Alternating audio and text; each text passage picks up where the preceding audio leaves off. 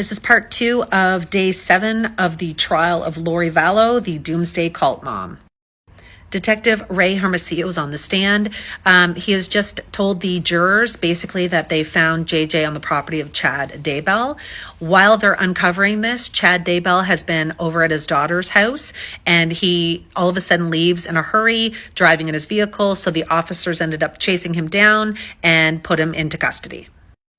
After this, they go back to the search on Chad's property, and unfortunately, they head to the pet cemetery where they find a lot of charred bones and burnt flesh remains scattered throughout the yard. He did share as well that the odor was so strong, police had to take turns uncovering things, and they did eventually find Tylee's skull. Apparently, at this point, it was the first time Lori had showed any emotion during court. They had to actually take a quick break because she was so upset, and she did try to waive her right of being in the courtroom, and the judge declined it, and she had to stay. This must have been the hardest part for the jury since the trial started. At this point, they did show pictures of the bodies, including Chad Daybell's wife's autopsy pictures. They did show Tylee, her remains, and they also showed pictures of JJ.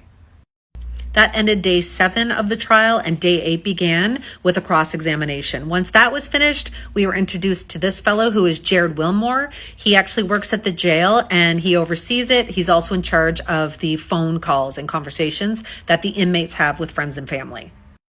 So this fellow introduces a phone call between Chad and Lori, and it was during the investigation on Chad's property. So he calls Lori at the jail to tell her that they're investigating the property and doing a search. She asks if they're searching the home, and he says, no, it's the property. And she says, is there anything I can do? And he just tells her to pray.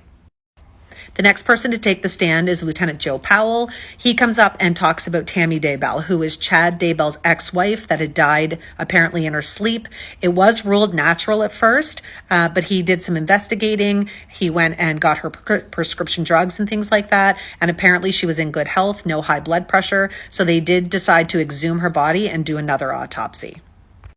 Day 9 of the trial, they introduced Lori's friend Melanie Gibb, who is a very important witness.